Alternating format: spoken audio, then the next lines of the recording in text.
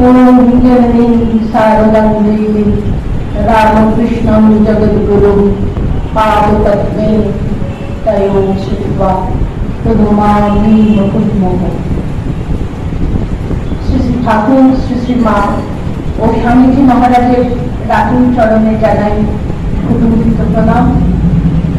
বেশ কয়েকদিন পরে মায়ের ইচ্ছায় আবার আমরা আজকে সমবেত হয়েছি।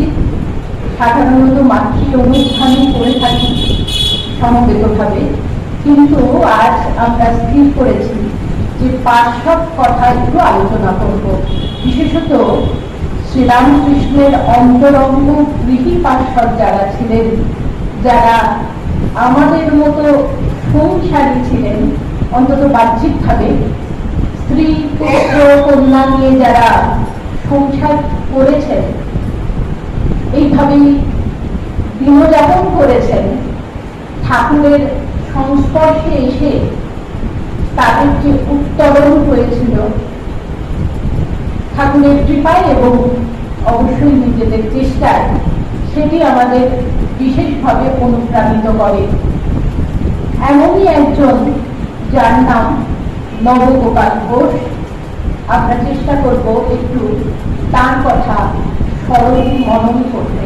আমরা সাধারণ গৃহী মানুষ, আমরা বুঝতে পারি না হয়তো যোগানন্দ মহারাজ বা রাজা মহারাজ বা ঠাকুর যাদের ঈশ্বরপতি বলেছেন তাদের জীবন, কিন্তু যারা সাধারণ সংসারী হয়ে জন্মগ্রহণ করেছেন কিন্তু ভগবানের সংস্পর্শে এসে ভগবান হয়ে গেছেন, তাদের জীবন আমাদের সবসময় অনুপ্রাণিত করে। ভগবানের গুণগুলি যদি কোনো মানুষের মধ্যে আমরা দেখি, তাকেই আমরা ভগবান বলব। সেই রকমই একজন নবগোপাল ঘোষ মহাশয়। ভগবান যখন নররূপ ধারণ করে এই মাটির পৃথিবীতে আসেন, তিনি আসেন দেব মানব হয়ে, বা ভগবতী যখন আসেন দেবী মানবী হয়ে।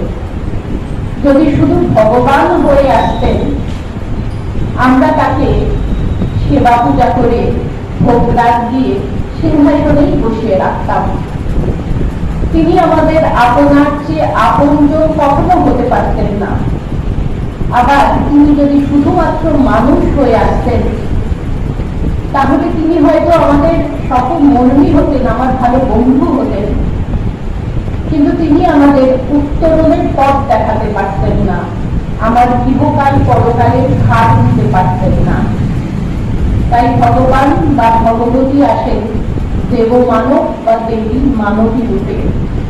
মাতা ঠাকুরানীকে জিজ্ঞাসা করা হয়েছিল, মা আপনার কি কখনো স্বস্বরূপ মনে পড়ে না? সারাদিন খালি ঘর ঝাড় দিচ্ছেন, এক গলা ঘুমটা দিয়ে রান্না করছেন, কুঠো কুটছেন। মা বলেছিলেন, পরে বই কি, তখন মনে হয় একই করছি, কিন্তু পরক্ষণেই ছেলে মেয়ে ঘর বাড়ি এসব দেখে আবার সব ভুলে যায়। আত্মবিস্মৃতি অবতার লীলার একটি অংশ। তা না হলে লোককল্যাণ হবে কি করে, জীব উদ্ধার হবে কি করে? ঠাকুরের কথা আমরা যদি দেখি, তিনি তো ভগবান, কিন্তু অবতারিণী মায়ের অদর্শনে তিনি ছটফট করছেন। ব্যাকুলতা কাকে বলে শ্রীরামকৃষ্ণ সারা বিশ্বকে দেখিয়ে গেছেন, শিখিয়ে গেছেন। আর একটা দিন চলে গেল, মা দেখা দিদিনে বলে কান্নায় ভেঙে পড়ছেন, কখনো মাটিতে মুখ খটকাচ্ছেন। কেউ বুঝতে পারে না যে বালকের কি কষ্ট, কেন এমন করে। শেষে খাড়াটি নিয়ে এলেন, গলায় বসাবেন। সঙ্গে সঙ্গে যোগীতে সেই মন্দির ভরে গেল। নদীর সমুদ্র এগিয়ে আসছে, সেই নদীর ঢেউ যেন তাকে গ্রাস করছে। তিনি বাস্তব জ্ঞান হারালেন এবং যখন জ্ঞান ফিরল, তিনি দেখলেন মা নির্মম নয়, চিন্ময়ী। যুগের পর যুগ ধরে সাধক সাধিকারা তার সাধনা করেন তাকে লাভ করবার জন্য। কিন্তু তিনি 12 বছর ধরে কঠোর তপস্যা করে গেলেন। সেই তপস্যা সাঙ্গ হল যখন তিনি শ্রী শ্রী মাকে ষোড়শোপচারে পূজা করে সমগ্র জীবনের সাধনার ফল তার চরণে নিবেদন করলেন। মায়ের ক্ষেত্রে আমরা দেখি শান্তানন্দ মহারাজ তিনি মায়ের মন্ত্র শিষ্য ছিলেন। তাকে কিছুদিন সেবা করার সৌভাগ্য অর্জন করেছিলেন শৈল ব্রহ্মচারী। তিনি বলছেন, মহারাজ আপনি তো মাকে কাছ থেকে দেখেছেন, মাকে কখনো সমাধিস্থ হতে দেখেছেন? শান্তানন্দ মহারাজ রেগে গিয়েছিলেন যে তুমি একটা পড়াশোনা জানা ছেড়ে তুমি এমন কথা বলো কি করে, নির্বোধের মতো। মা কি সাধারণ সাধিকা? সাধক সাধিকারা যুগ যুগ ধরে তপস্যা করেন, তাদের পাবার জন্য, মাকে পাবার জন্য তিনি সাধ্য বস্তু, তার কৃপায় তারা সমাধি লাভ করে। মা কি যাত্রার সামনে যে কোনো সময় সমাধিস্থ হবেন? শ্রীরামকৃষ্ণ যে ভগবান, সেটা কিন্তু তিনি অন্তরঙ্গদের কাছে প্রকাশ করেছিলেন, সবার কাছে প্রকাশ করেননি। বলেছিলেন যাবার আগে হাতে হাড়ি ভেঙে দিয়ে যাব। যতক্ষণ না হাড়িটা ফাটে বা ভাঙে, হাড়ির ভিতর কি আছে বুঝতে পারা যায় না। কিন্তু ভাবলে আমাদের অবাক হতে হয় যে ভগবানের জীবন মানেই তো স্বচ্ছতা, সরলতা। তার জীবনে কি কোনো গোপন বস্তু থাকতে পারে? থাকা তো সম্ভব নয়। হাড়ি যদি হাটে ভাঙা হয়, হাট মানেই তো সর্ব সময় লোকে লোকারণ্য। কেউ কিনতে আসে, কেউ দেখতে আসে, কেউ বেচতে আসে। সেখানে হাড়ি ভাঙা মানে সেই গোপন বস্তুটি সবার কাছে প্রকাশ করে দেওয়া। কি সেই গোপন বস্তু যেটি ঠাকুর সবাইকে জানাতেও চান, আবার যাওয়ার আগে অর্থাৎ লীলা সংবরণের আগে জানাতে চান। যে রাম, যে কৃষ্ণ, এই দেহে রামকৃষ্ণ, এটি তিনি কিন্তু শুধুমাত্র নরেন্দ্রনাথের কাছে বলেননি, বলেছেন শরৎ মহারাজের কাছে, বলেছেন বিজ্ঞানানন্দজির কাছে। বিজ্ঞানানন্দজির বিশ্বাস হয়নি, তার মনে হয়েছে লোকটি ভালো, বেশ সহজ সরল, কিন্তু মাঝে মাঝে একটু আবল তাবল বকে। কিন্তু যেদিন ঠাকুর গভীর এই শ্রীকৃষ্ণের প্রতি ভালোবাসা, সেই প্রেম ব্যক্ত করে বলেছিলেন নিজেকে দেখিয়ে যে এই দেহই সেই গোপীদের সঙ্গে রাসলীলা করেছিল, তখন তার মুখের যে ভাব, তার কথার মধ্যে যে আত্মপ্রত্যয়, সেটি দেখে বিজ্ঞানানন্দজি বিশ্বাস করেছিলেন যে শ্রীরামকৃষ্ণ ভগবান। অভেদানন্দ মহারাজ তো খুব তপস্যা করতেন। তিনি ধ্যানস্থ অবস্থায় দেখেছিলেন যে তার আত্মা শরীর থেকে আলাদা হয়ে গেল, হয়ে গিয়ে ঊর্ধ্বলোকে উঠে যাচ্ছে। একটা বড় প্রাসাদে প্রবেশ করল। সেই প্রাসাদের মধ্যে একটা বিরাট কক্ষ, সেখানে সব দেবতাগণ বসে আছেন, অবতারগণ বসে আছেন, দেবদেবীরা বসে আছেন, শ্রীরামকৃষ্ণ বসে আছেন। সব দেবদেবী অবতাররা শ্রীরামকৃষ্ণের সেই বিরাট দেহে মিশে গেলেন। সেই দর্শনের কথা অভেদানন্দজি যখন ঠাকুরকে বলেছিলেন, ঠাকুর বলেছিলেন তুই ঠিক দেখেছিস, তোর বৈকুণ্ঠ দর্শন হয়ে গেছে, তুই অরূপের ঘরে পৌঁছেছিস আর তুই রূপ দর্শন করতে পারবি না। হাটে হাড়ি ভেঙেছিলেন ঠাকুর 1886 সালে 1 জানুয়ারি। কেন 1 জানুয়ারি? না, সারা বিশ্বে এটি নিউ ইয়ার হিসাবে, নববর্ষ হিসাবে দিনটি পালিত হয়। চাঁদা মামা সকলের মামা, ঠাকুর সকলের মা, সেটি বিশেষ করে মনে করিয়ে দিয়েছেন। সেই ঠাকুরের খাবার থালা যখন মেয়েটি নিয়েছিল, ঠাকুর বিরক্ত হয়েছিল। মা বলেছিলেন, তুমি তো শুধু আমার ঠাকুর নও, তুমি সকলের ঠাকুর। এই দিনটিকে বলা হয় আত্মপ্রকাশে অভয় প্রদান। অর্থাৎ তিনি আত্মপ্রকাশ করেছিলেন তিনি ভগবান, এবং অভয় প্রদান করেছিলেন তোমাদের চৈতন্য হোক। অর্থাৎ আমরা যে সবাই স্বরূপত ব্রহ্ম, সেটি বোধে বোধ হোক, সেটি তিনি আশীর্বাদ করেছিলেন। আশ্চর্যের কথা, এই 1886 পয়লা জানুয়ারি কাশীপুরে একজনও কিন্তু ত্যাগী সন্তান ছিলেন না ঠাকুরের কাছে। ছিলেন সবাই গৃহভক্ত। তাদের মধ্যে ছিলেন নবগোপাল ঘোষ। তিনি জন্মগ্রহণ করেছিলেন 1832 খ্রিস্টাব্দে হুগলি জেলার বেগমপুর গ্রামে প্রসিদ্ধ ঘোষ বংশে। থাকতেন কলকাতার বাদুর বাগানে। খুবই ভক্তিমান, উদার, সরল প্রকৃতির মানুষ ছিলেন।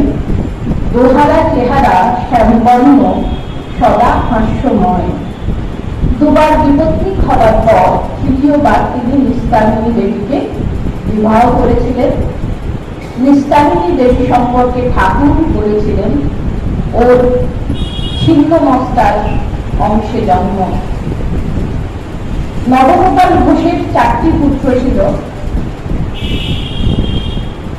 সুরেশচন্দ্র ঘোষ প্রথম পুত্র, দ্বিতীয় পুত্র নীরদ বরণ ঘোষ, তিনি রাজা মহারাজের কাছে দীক্ষা নিয়েছিলেন এবং সন্ন্যাস নিয়ে হয়েছিলেন স্বামী অম্বিকানন্দ। তৃতীয় পুত্রের নাম শ্যামসুন্দর ঘোষ এবং চতুর্থ পুত্রের নাম রামকৃষ্ণ ঘোষ। তিনি হ্যান্ডারসন কোম্পানিতে বড় চাকরি করতেন। প্রথমবার যেদিন ঠাকুরকে দর্শন করতে গিয়েছিলেন সপরিবারে, ঠাকুর তাকে সাধারণ প্রশ্ন করেছিলেন। এই নাম ধাম জিজ্ঞাসা করেছিলেন, কোথায় থাকো, পরিবারে কে কে আছে ইত্যাদি। আর কি বলেছিলেন? বলেছিলেন রোজ পরিবারের ছোটদের নিয়ে খোল করতাল বাজিয়ে কীর্তন করতে। এটি ঠাকুর বলেছিলেন। শ্রীরামকৃষ্ণ তো অধিকারী থেকে উপদেশ দান করতেন, যার পেটে যা হয় তিনি সেটি তাকে পরিবেশন করতেন। নবগোপাল ঘোষ অক্ষরে অক্ষরে ঠাকুরের কথা সারা জীবন পালন করেছেন। তিনি বাড়ির ছোটদের নিয়ে খোল করতাল বাজিয়ে প্রতিদিন নাম কীর্তন করতেন, কিন্তু 3 বছর আর দক্ষিণেশ্বরে ঠাকুরের কাছে যাননি। যে ভক্তটির সঙ্গে তিনি গিয়েছিলেন প্রথম দক্ষিণেশ্বরে, তার নাম কিশোরী।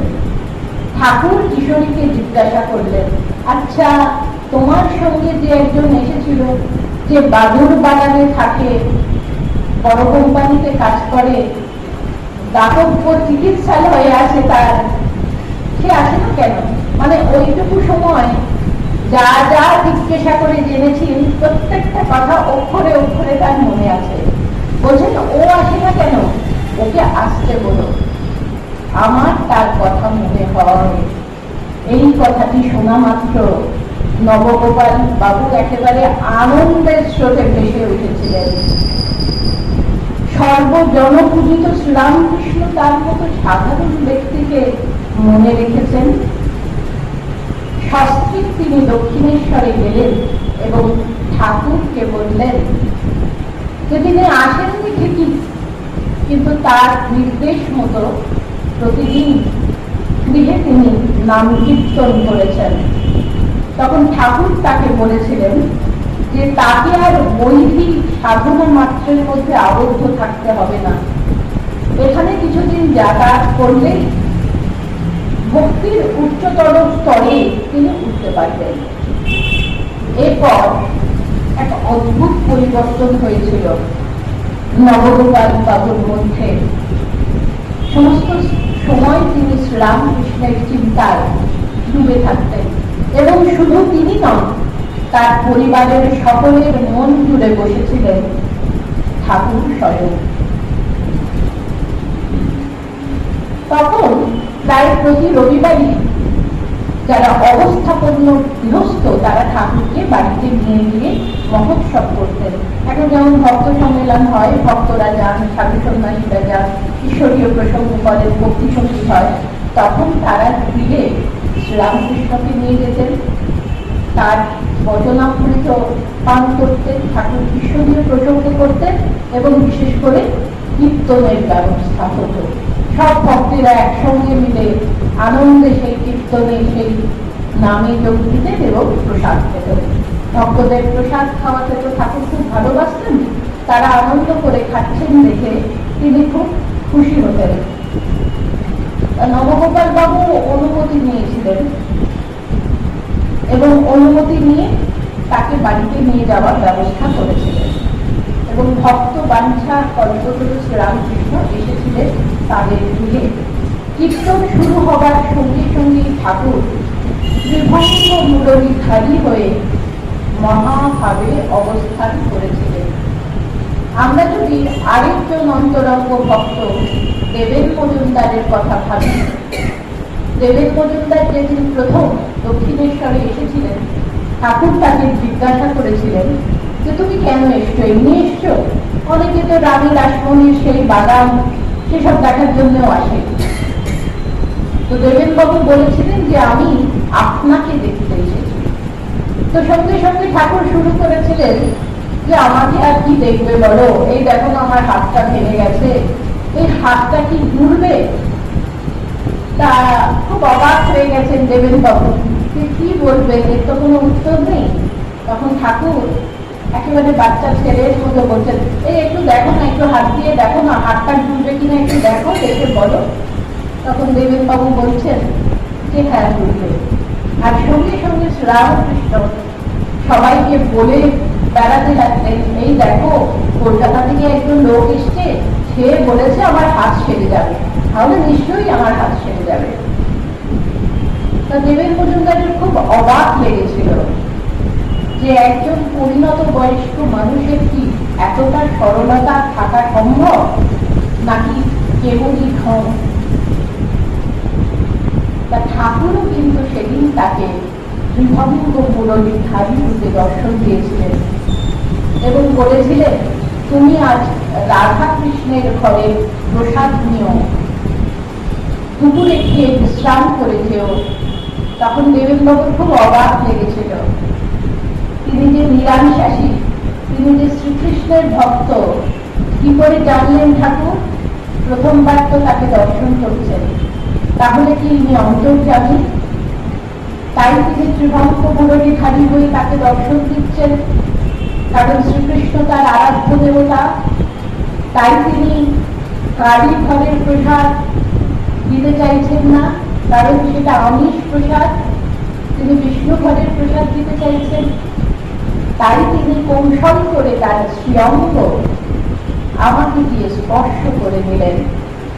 এটি দেবেনবাবুর মনে হয়েছিল এবং তিনি সেই প্রসাদ গ্রহণ করে বিশ্রাম করেছিলেন। তারপরেই তার ধূম জ্বর এসেছিল। তখন ঠাকুর বাবুরাম মহারাজকে বলেছিলেন যে এর সঙ্গে গিয়ে একে নৌকা পার করিয়ে কলকাতায় পৌঁছে দিয়েছ।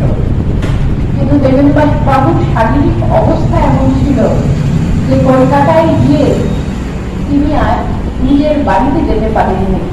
কোন রকমে টলতে টলতে আত্মীয়ের বাড়ি গিয়েছিলেন এবং 1.5 মাস জ্বরে ভুগেছিলেন। যখন সেই জ্বরের ঘোর কাটল, তখন তার মনের মধ্যে একটা অদ্ভুত ভয়ের সৃষ্টি হয়েছিল যে ঠাকুর আমাকে দ্বিভুজ মূর্তিতে দর্শন দিয়েছেন, শ্রীকৃষ্ণ তো দ্বিভুজ দুটো হাত, তাতেই আমার এই অবস্থা, প্রাণ যায় যায়। এরপর যদি যায় আমাকে নিশ্চয়ই উনি চতুর্ভুজ মূর্তিতে দর্শন করেন, মানে শঙ্খ চক্র গদা পদ্মধারী নারায়ণ রূপে দর্শন দেবেন এবং আমার প্রাণটা আর থাকবে না। কি প্রয়োজন দক্ষিণেশ্বরে যাওয়ার, আমার ব্রাহ্মণ শরীর আমি গায়ত্রী মন্ত্র জপ করব। তাই এখানে ঠাকুর কিন্তু নবগোপাল ঘোষকে এইভাবেই দর্শন দিয়েছিলেন দ্বিভুজ মূর্তিতে। আর নবগোপাল নবগোপাল ঘোষের যেন মানে আনন্দ আর ধরে না।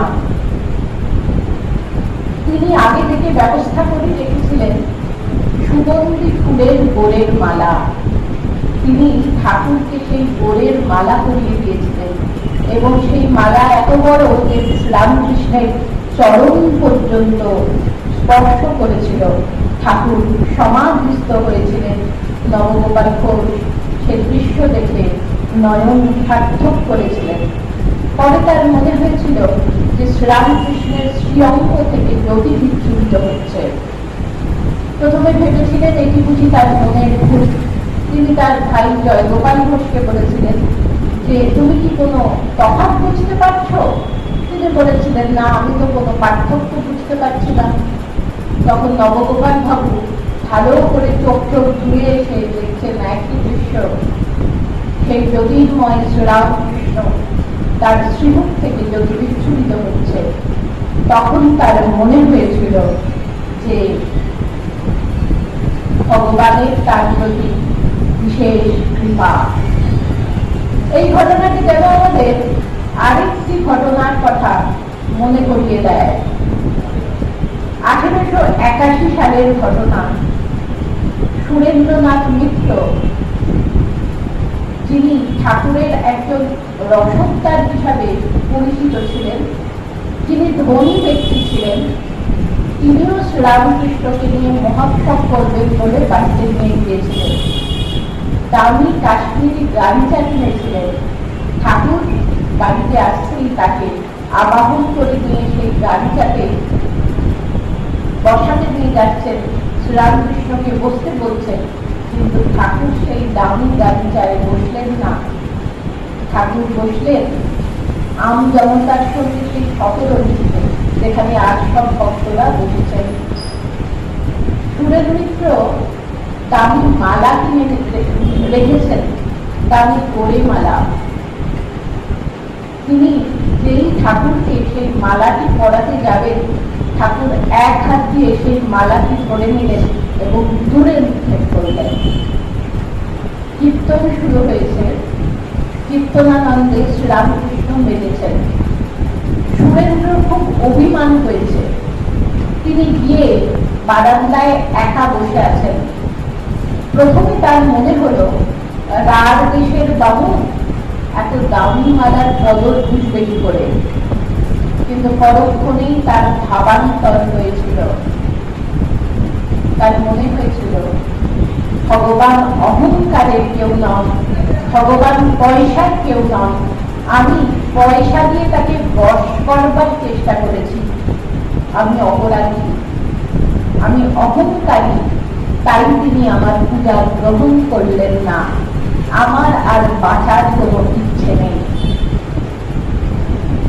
এটি ভাবা মাত্র আত্মগ্লানিতে তিনি একেবারে শোকে মুহ্যমান যেমন হয় মানুষ, আত্মগ্লানিতে তার মন একেবারে ভরে গেল এবং সেই অনুতাপের অশ্রু চোখ দিয়ে বেয়ে গাল দিয়ে এসে পড়ে যেন সারা মাটি ভিজিয়ে দিচ্ছে। তার বুক ভেসে যাচ্ছে সেই অনুতাপের অশ্রুতে। শ্রীরামকৃষ্ণ অনুপম ভঙ্গিতে নৃত্য করেছিলেন। যে মালাটি তিনি দূরে নিক্ষেপ করেছিলেন সেটি নিজেই তুলে নিলেন হাতে এবং গানের সঙ্গে নৃত্য করছেন। ভূষণ বাকি কি আছে রে, জগৎ চন্দ্র হার করেছি। অর্থাৎ তুই খালি আমাকে দামি মালা কিনে পরিয়ে খুশি করতে চাস? দেখ, আমি জগৎ চন্দ্র হার করেছি। ধুঁচের ডগায় ধুলো বালি জমলে একটি মাত্র উপায়, চোখের জল দিয়ে সেটি পরিষ্কার করে দেওয়া। তাহলে ছুঁচরূপী ভক্তকে চুম্বক রূপী ভগবান আকর্ষণ করবেনই করবেন। শ্রীরামকৃষ্ণ সেই মালাটি গলায় ধারণ করেছিলেন। কিন্তু নবগোপাল ঘোষ এমন নিরভিমানী, ঠাকুর তার পূজা গ্রহণ করলেন।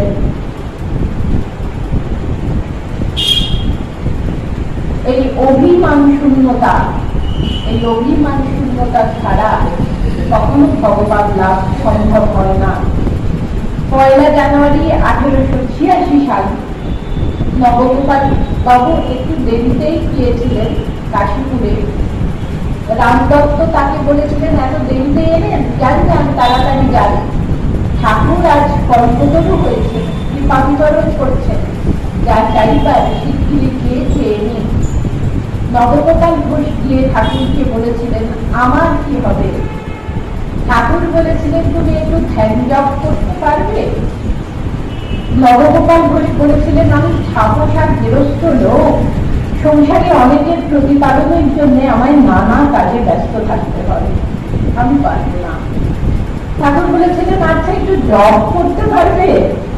তিনি বলছেন, তারই বা অবসর কোথায়? কেমন ভক্ত দেখুন, আমাদের মতো ভক্ত, সবকিছু চাই কিন্তু আমি কিচ্ছু করতে পারবো না, ধ্যান তো দূরের কথা, জপও করতে পারবো না।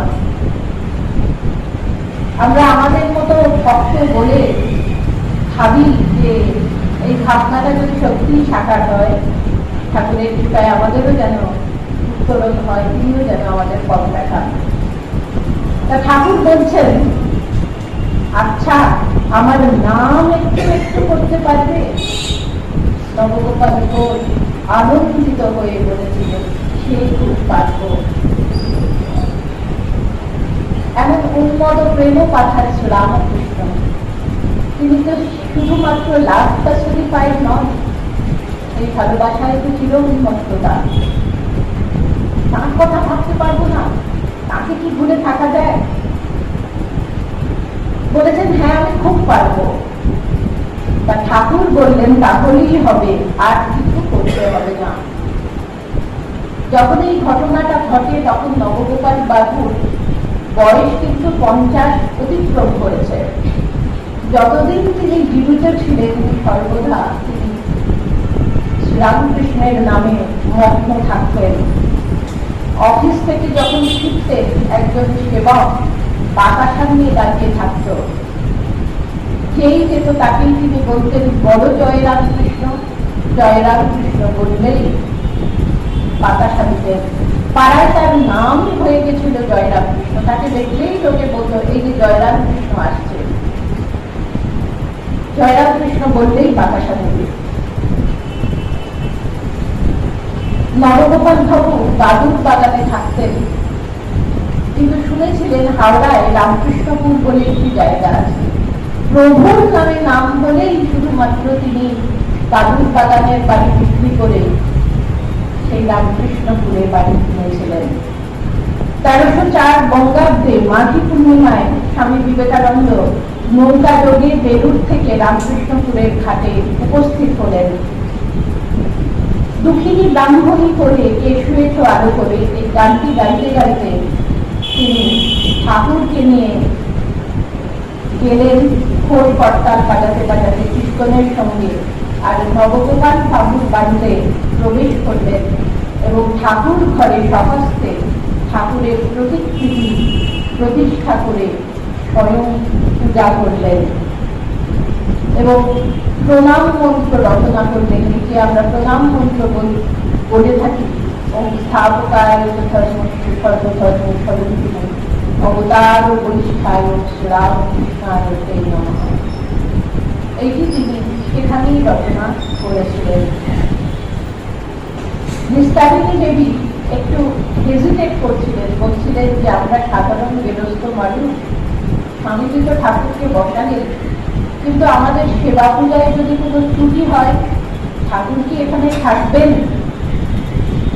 তখন স্বামীজি রসিকতা করে বলেছিলেন, তোমাদের ঠাকুর তো এমন মারবেন মোড়া ঘরে 14 পুরুষে বাস করেননি, এখানে এমন উত্তম সেবায় যদি না থাকেন তো আর কোথায় থাকবেন? রামকৃষ্ণপুরে আসা অব্দি নবগোপাল বাবু প্রতিদিন গঙ্গা স্নান করে কীর্তন করে বাড়ি ফিরতেন এবং যাকেই পথে দেখতেন তাকেই বলতেন জয় রামকৃষ্ণ। তিনি শুধু নিজে ভগবানের নাম করেননি, অন্যকে দিয়েও নাম করিয়ে নিয়েছেন।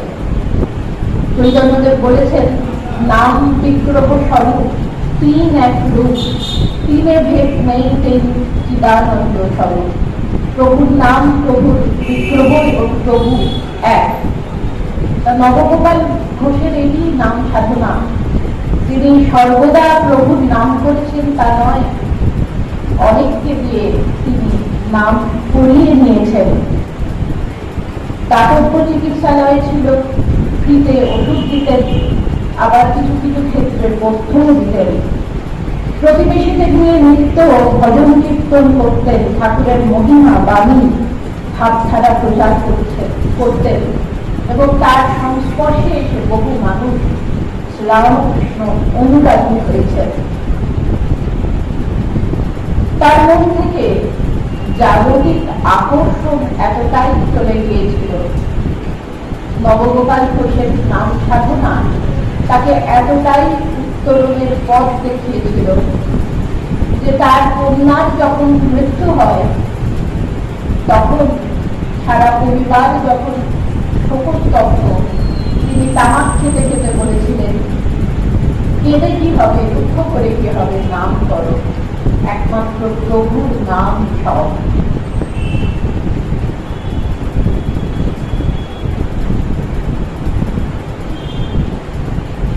নবগোপাল ঘোষের স্ত্রী, তিনিও সাধারণ রমণী ছিলেন না। মাতা ঠাকুরুনি বলছেন যে আমি যখন বৃন্দাবনে গিয়েছিলাম তখন রাধা রমণীর মন্দিরে দেখলাম যে নিস্তারিণী বিগ্রহকে চামচ দিয়ে ব্যঞ্জন করছেন। বাসুদেবানন্দ মহারাজের স্মৃতিচারণায় আমরা পাই, বাসুদেবানন্দ মহারাজ তখন ব্রহ্মচারী হিসাবে জয়েন করেছেন উদ্বোধনে পূজক হিসাবে। তা তিনি যখন পূজা করছেন, একবার তার হাত থেকে বানেশ্বর শিবজি স্নান করবার সময় পড়ে যায়। তিনি বানেশ্বর শিবজি পড়ে গিয়েছিলেন, তিনি অত্যন্ত ভীত হয়েছিলেন, তাড়াতাড়ি তুলে নিয়ে যেখানে রাখার সেখানে রেখেছিলেন। পরের দিন নিস্তারিণী দেবী, তাকে সবাই নীরদের মাই বলতেন, কারণ তার দ্বিতীয় পুত্র নীরদ সন্ন্যাস নিয়ে স্বামী অমৃতানন্দ হয়েছিলেন।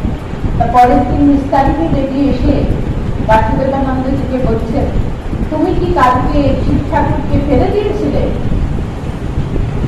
তারও ভয় পেয়ে গেলেন। বাসুদেবানন্দজি তখন কম বয়সী ব্রহ্মচারী, বলছেন আপনি কি করে জানলেন?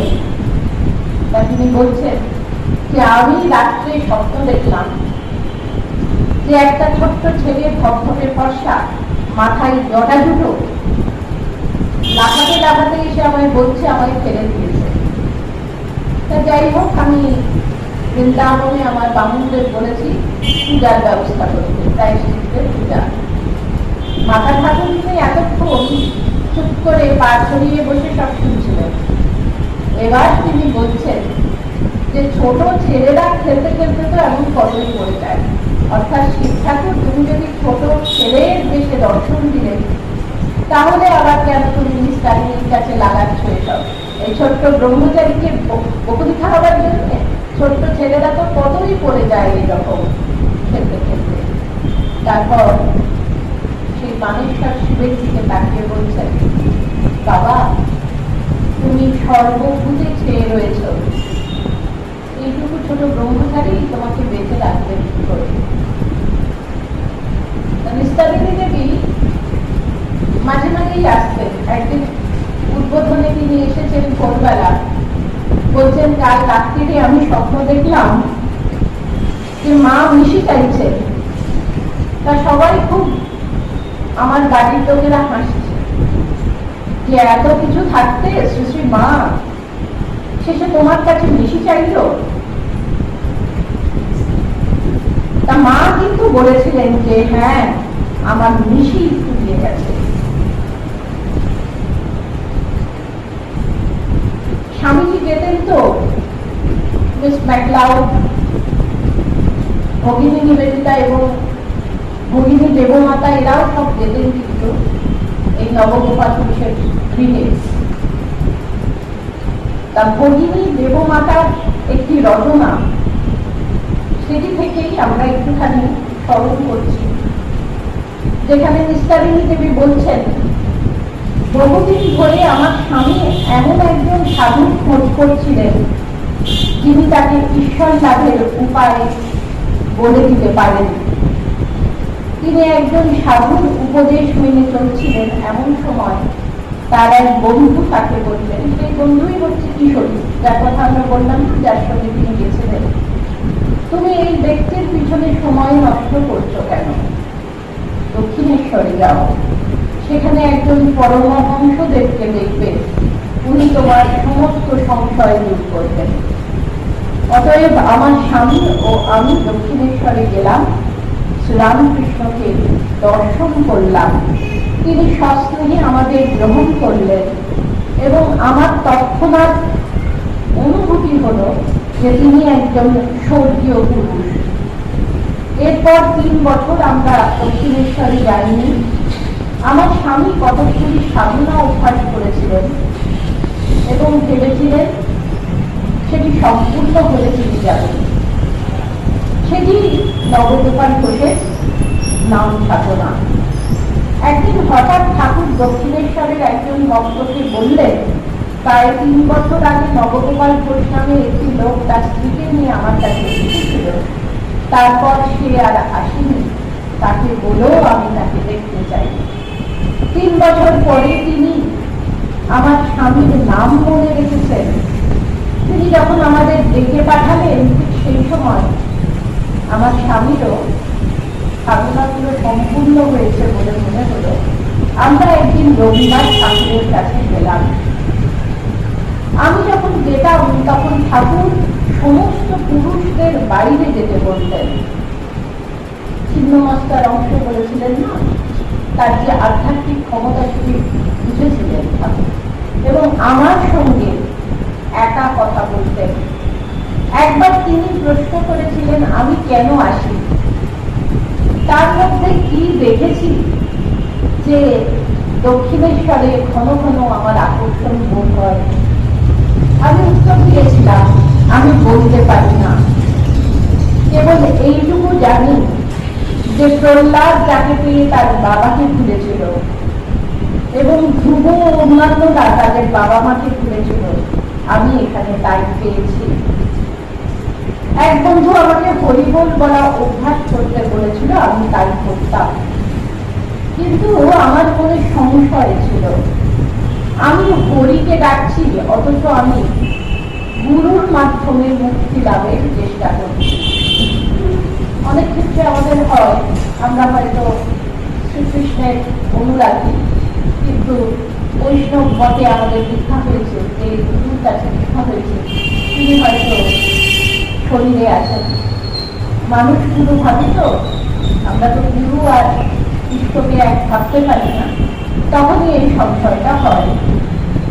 তাই এবারও তাই মনে হচ্ছে যে গুরুর মাধ্যমে আমি মুক্তি লাভের চেষ্টা করছি আর ডাকছি হরিকে।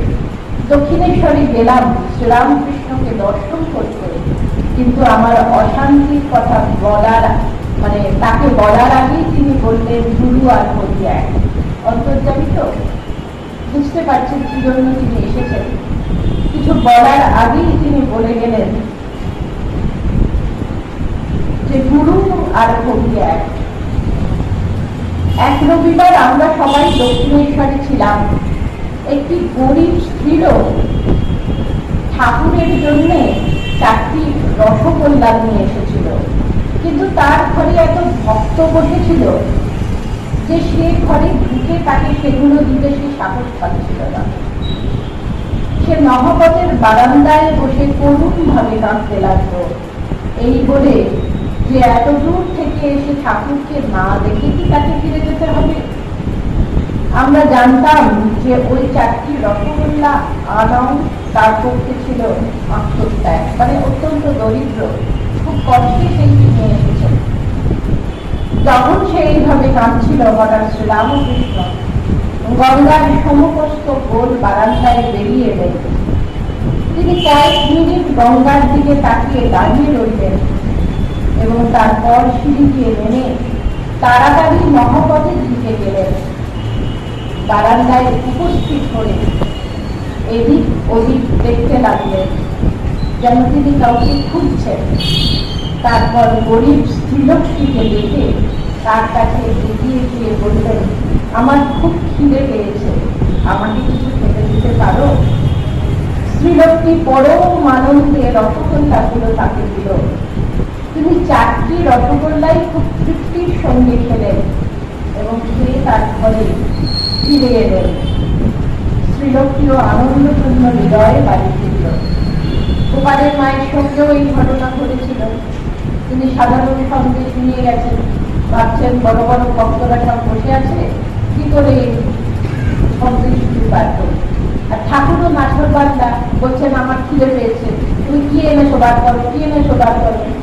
তারপর বাধ্য হয়ে সেই অগরমণি দেবীকে বার করতে হলো। ঠাকুর বলছেন, তুমি পয়সা দিয়ে কেন সন্দেশ এনেছো? তুমি লাউ ডাটা দিয়ে চচ্চড়ি বানিয়ে আসবে, বেগুন সজনে ডাটা দিয়ে চচ্চড়ি বানিয়ে আসবে, বানিয়ে আসবে। গোপালের মা ভাবছে যে ভালোই ঠাকুর কাছে এসেছি, গ্রামের জ্বালানুরব বলে এসেছি, কোনো ঈশ্বরীয় প্রসঙ্গ নয়। যখনই দেখে কেবল খাই খাই করে, এটা নিয়ে এসো, ওটা নিয়ে এসো। তাই এখানে ওই দিন কত কষ্ট করে নিয়ে এসেছি 4টে রসগোল্লা, আর কাঁদছেন। ভগবান তো মনের ভক্তি, শ্রদ্ধা, ভালোবাসা এটি দেখেন। হঠাৎ ঠাকুর ঘর থেকে বেরিয়ে তীর বেগে সেখানে এসে উপস্থিত হলেন আর বলছেন, আমার খুব খিদে পেয়েছে, দাও দাও দাও বলে 4টে রসগোল্লাই খেলেন। মিস্টারিনী দেবী বলছেন, একদিন ঠাকুর আমাদের বাড়িতে আসবেন বলেছিলেন এবং অনেক ভক্ত সমবেত হয়েছিলেন তাকে দর্শন করবার জন্য। যখন তিনি এলেন, সোজা উপরে উঠে এলেন এবং আমার সঙ্গে খানিকক্ষণ কথা বললেন। সেই সময় আমার পূজার ঘরে শ্রীকৃষ্ণের একটি ছবি ছিল। আমি তাকে বললাম, আমি শ্রীকৃষ্ণের দর্শন লাভের জন্য ব্যাকুল।